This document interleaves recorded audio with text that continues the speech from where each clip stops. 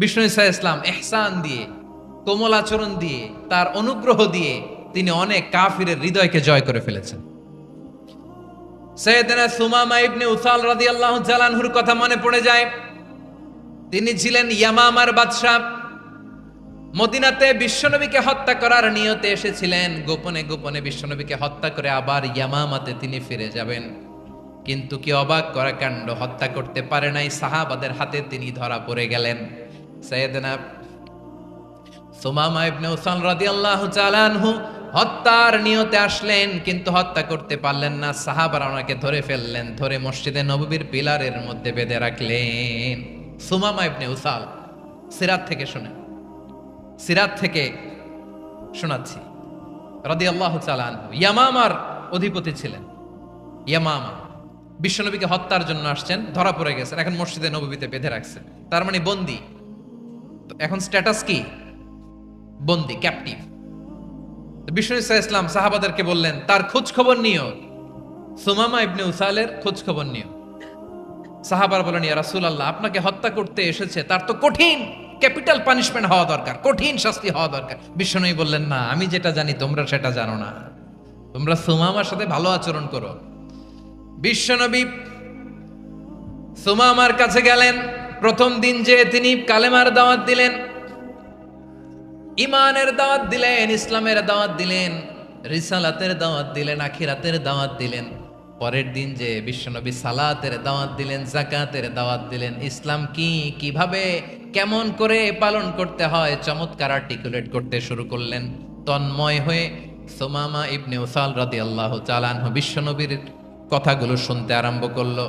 একদিন নয়, 2 দিন নয়, টানা 3 দিন বিশ্বনবী সুমামার কাছে ইসলামকে প্রেজেন্ট করেছেন, উপস্থাপন করেছেন। আওয়াজ করে বলেন, কয় দিন?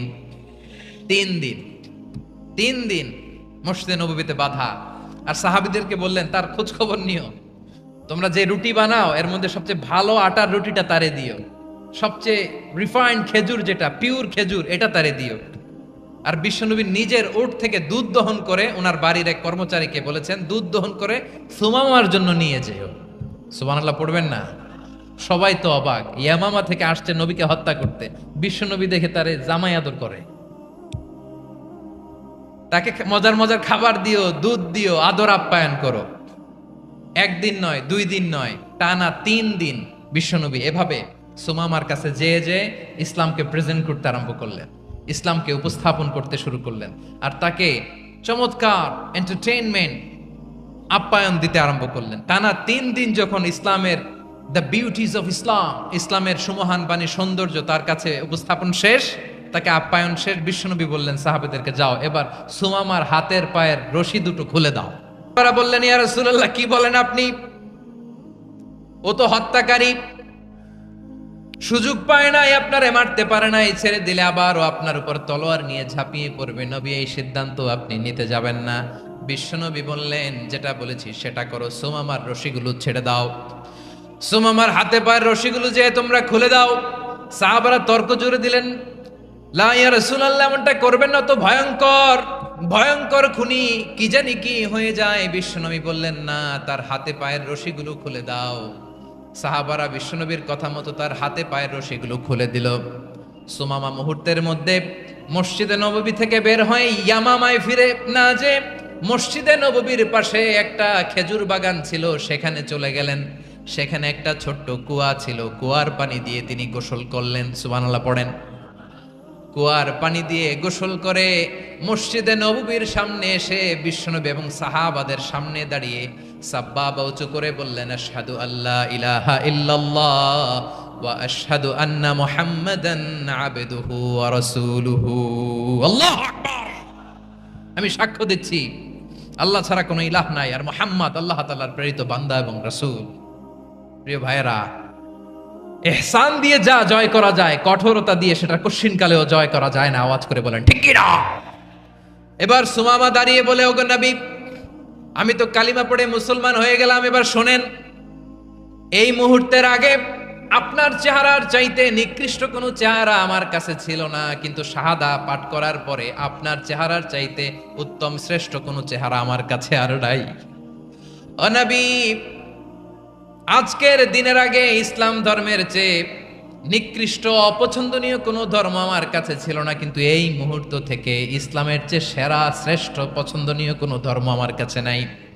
নবী গো, আজকের দিনের আগে মদিনার চাইতে অপছন্দনীয় নিকৃষ্ট কোনো শহর আমার কাছে ছিল না, কিন্তু এই মুহূর্তের পর থেকে মদিনার চাইতে কোনো শ্রেষ্ঠ শহর আমার জানা নাই।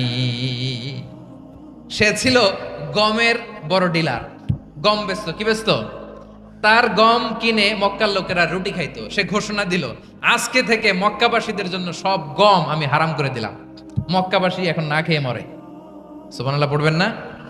মক্কাবাসী বিশ্বনবীর কাছে আসলেন, এসে বললেন, মুহাম্মদ, আমরা তো তোমার ভাই, তোমার চাচা, তোমার ভাতিজা, তোমার আত্মীয়, তুমি সুমামারে বলো সে যেন আবার গমের সাপ্লাই মক্কার জন্য অনুমতি দিয়ে দেয়। বিশ্বনবীর অনুমতি ক্রমে সুমামা আবার মক্কাতে গম পাঠাতে শুরু করলো। পড়েন সুবহানাল্লাহ।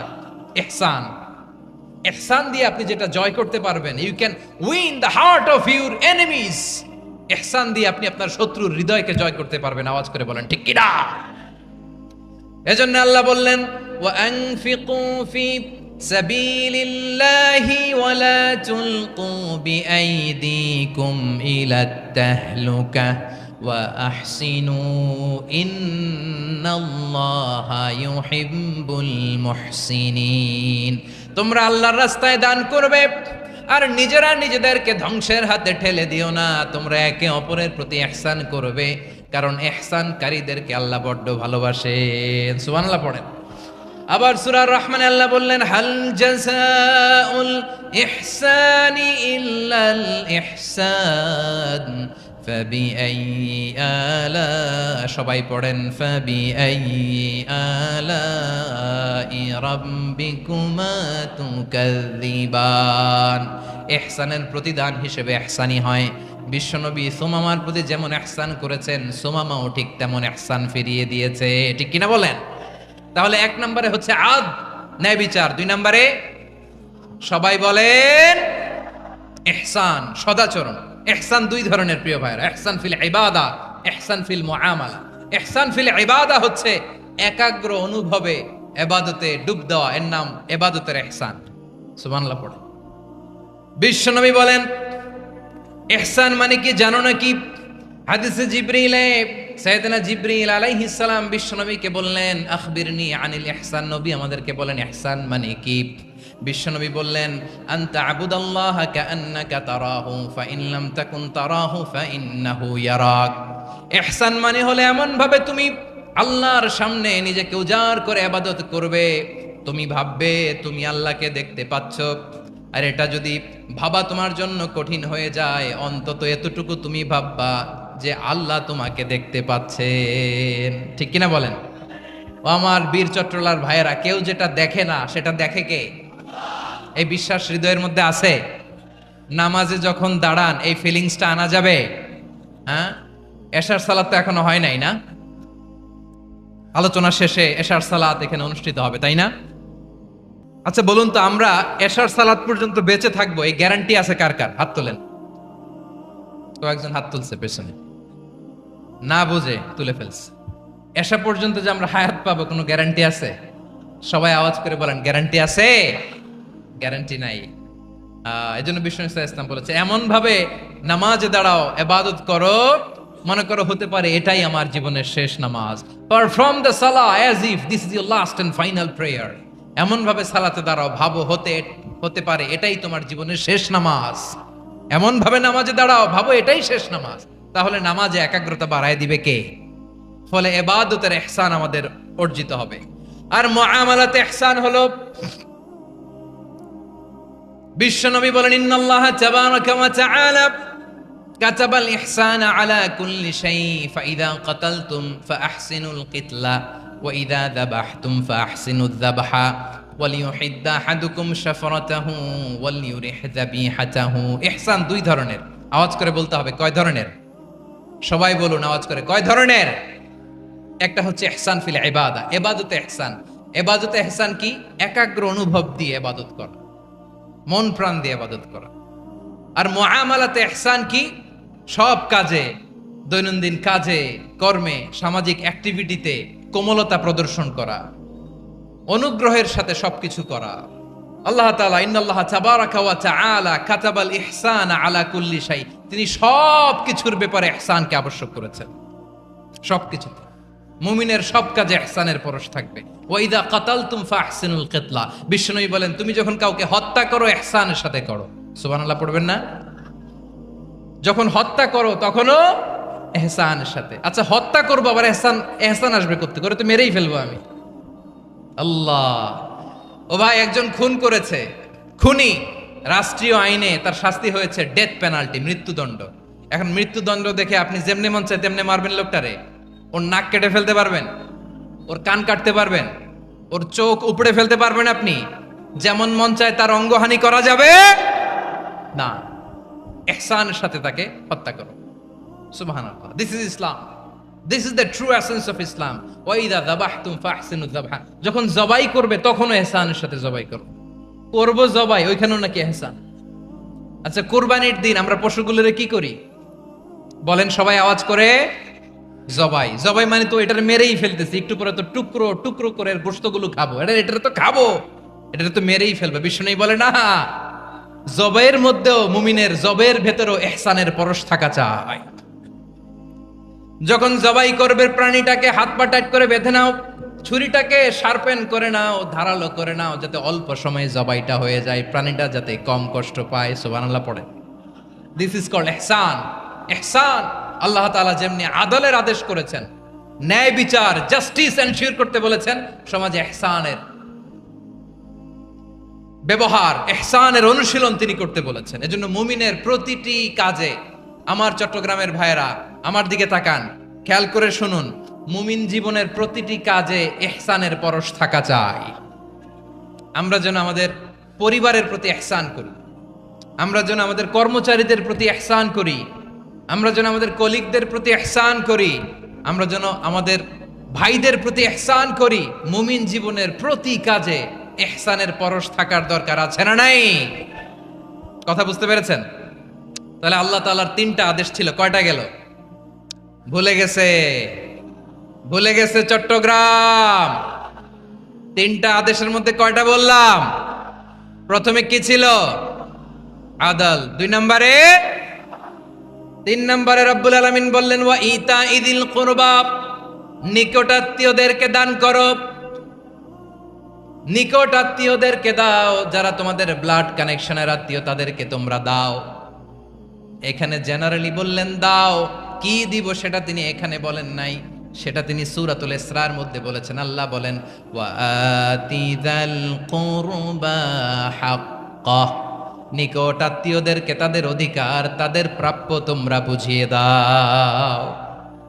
দেখেন, একটা শান্তির সমাজ, একটা সমৃদ্ধ সমাজ, একটা মানবিক সমাজ গঠনের জন্য আল্লাহ তাআলা বেশি না, মাত্র 3টা অর্ডার, 3টা ভার্ডিক্ট তিনি জারি করেছেন। 1 নাম্বার সুশাসন, ন্যায় বিচার। 2 নাম্বার ইহসান। 3 নাম্বার নিকটাত্মীয়, যারা কাছের, তোমার ভেরি ক্লোজ রিলেশনশিপে আছে, তাদেরকে দাও। দাও, দিলে বাড়িয়ে দেয় কে? অনেকে দিতে চায় না, কৃপণতা করে। দিলে বাড়ায় দেয় কে? ও মিয়া, মদিনার মধ্যে সবচাইতে গরিব সাহাবী ছিল বেলাল রাদিয়াল্লাহু তাআলা আনহু। ওনার এন্টায়ার অ্যাসেট, সম্পদের পরিমাণ কতদূর জানেন? একটা লুঙ্গি। বেলাল রাদিয়াল্লাহু তাআলা আনহু, ওনার টোটাল ওয়েলথের এস্টিমেশন হচ্ছে মাত্র একটা লুঙ্গি। একটা লুঙ্গি, টোটাল ওয়েলথ এস্টিমেশন, টোটাল সম্পদের পরিমাণ বেলাল রাদিয়াল্লাহু তাআলা আনহুর কি ছিল? কথা বোঝে নাই বোধহয়। কি ছিল? ওই বেলাল রাদিয়াল্লাহু তাআলা আনহুকে বিষ্ণু ইসলাম বলেছেন আনফিক ইয়া বেলাল, ও বেলাল তুমিও দাও। ওয়ালা তাখশা মিন যিল আরশি ইখলালা, আরশের অধিপতির তো কোনো ঘাটতি নাই, তুমি দিলে ওই আল্লাহ তোমারে বাড়ায় দিবে। এজন্য আমার প্রিয় ভাইয়েরা, দিলে কমে না, দিলে বাড়ে। অনেকে ধরে রাখে, নতুন কিছু নিতে পারে না, হাত দিয়ে যেটা ধরে রেখেছেন এটা দিয়ে দেন, বড় একটা ধরার সুযোগ পাবেন। জোরে বলেন ঠিক কিনা? ধরেন 5 কেজি ওজনের একটা ধরে রাখছেন, এখন 10, এটা না ছাড়লে 10 কেজি ধরতে পারবেন আপনি? আচ্ছা 10 কেজির জিনিস একটা আছে হাতে, ওইটা যদি ছেড়ে দেন তাইলেই না 15 কেজি ধরতে পারবেন। কথা বলেন ঠিক কিনা? তাহলে দিলে বাড়িয়ে দেয় কে?